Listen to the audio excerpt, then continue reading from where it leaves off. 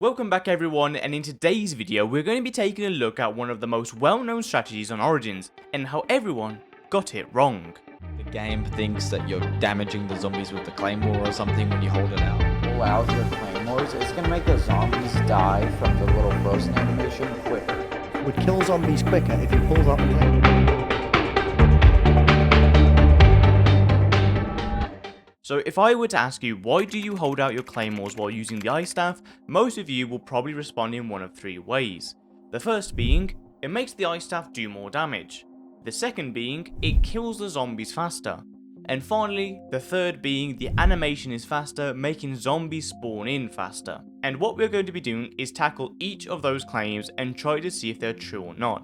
But first, some history, as this myth is used in basically every single Origins high round run dating as far back as 2015, discovered by K-Town Vagsy, where slowly we saw more and more people take out the claymores when using the ice staff, believing it affects the ice staff in some aspects, with famous YouTubers, guides, and even most of the fanbase believing this to be the case. Even I thought this was the case, as this video originally was going to be me explaining how the ice staff kills zombies faster thanks to claymores. Well, that was until I got to testing. So now with the reason as to why people have had the thought that claymores impact the ice staff out of the way, we can now get to proving if it's true or not.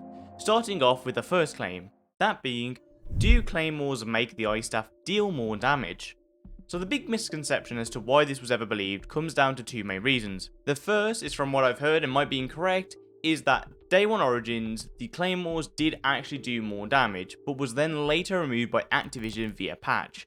And the second reason being that if you've ever used PhD Flopper while holding out the claymores, you do in fact do more damage while holding them out, which might be a video in the future, so why not click subscribe to not miss out on other deep dives. And you see, this claim is probably the easiest to debunk out of the three. As in the game's code, if we were to go to the part where it deals damage to the zombie, we see this block of code, where if it either the damage of the ice staff is greater than the zombie health, or an insta-kill is active, or always kill is true, then it will kill the zombie instantly, and if not, it will do the damage to the zombie without killing it. Now the important part is to look right here, the always kill part, as this is what really makes the ice staff an infinite killing weapon.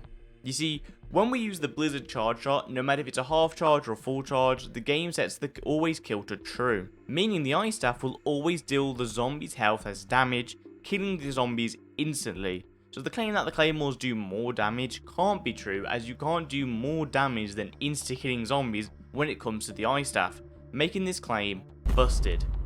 Now, I do want to point out, starting round 112 we reach the frozen rounds for the ice staff, where they won't kill in one go, needing to use another weapon to finish them off.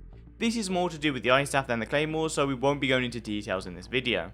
So now with the first claim out of the way, we can move on to our next claim. Do claymores kill zombies faster? Before we get into this, we do need to make a clarification, as this question is very similar to the third one, so I want to break it down a little to make it make more sense. The third claim will be testing to measure how long does it take for a zombie to spawn in after we've killed the zombie, while this claim is testing to see if holding out the claymores makes the zombies die faster. So with that clarification, we can get to explaining how the ice staff kills zombies and seeing if there's any difference while holding out the claymores. The way we're going to be doing this is by starting a timer whenever the zombies are affected by the ice staff, and then stop the timer when the zombies dies. So let's get to creating a quick timer setup and then have it print to the screen.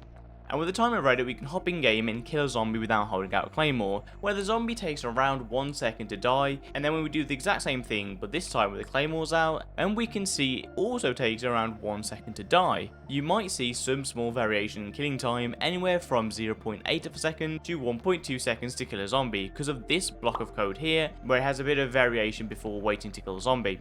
So with the numbers telling us that there is no real measurable difference in the time it takes to kill a zombie with or without the claymore, we can confidently discard the second claim as busted. But we can now get to the third and final claim, which is, does the animation being quicker make zombies spawn faster? And this one was by far one of the tricky ones to find out and test for multiple reasons, and the one that took most of my time to get working. So with that, let's get right into it. So for us to test this, we need to know a few things first. First is to find the animation for both the ice staff and the claymore. Second, we need to know when a zombie has been spawned in. And finally, we need to see if there's an actual difference between the claymore and ice staff when it comes to when zombies spawn in. To do this, we're going to start with the easiest one, which is knowing when zombies spawn in. Originally, I was going to hijack an already existing function, but I ended up just coming up with my own method for zombies detection, as it was just a lot simpler. All I do is for every zombie currently spawned in, I check whether they're in a list called zombies tracked, and if it isn't in the list, I add it to the list, and that tells me it's a new zombie.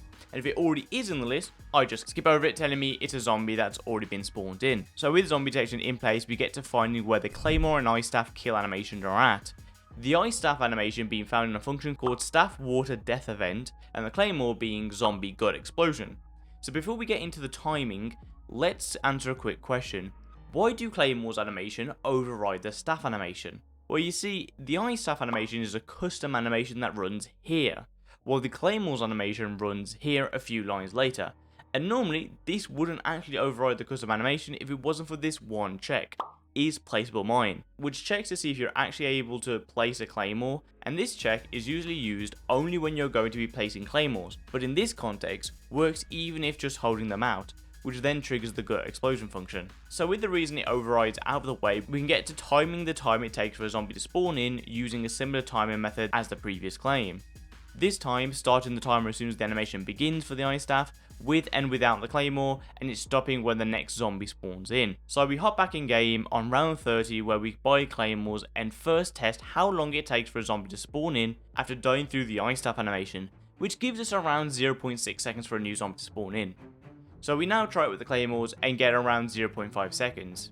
So we can reach the conclusion that there is no meaningful difference in the time it takes for a zombie to spawn in with or without the Claymores, and the only variable factor being the spawn rate for the zombies depending on the round, as lower in the rounds the slower they spawn in, and higher in the rounds the faster they get. And if you wanted even more proof, which you can actually get the same answer without even needing to test all of the spawn times, and is so much more easier to explain, you see, in the zombie gut explosion, there is this ghost function. And this line is responsible for removing the zombie instantly. But you see, it's just a placebo, as the only thing that it does is hide the corpse, not actually deleting the zombie, which happens later.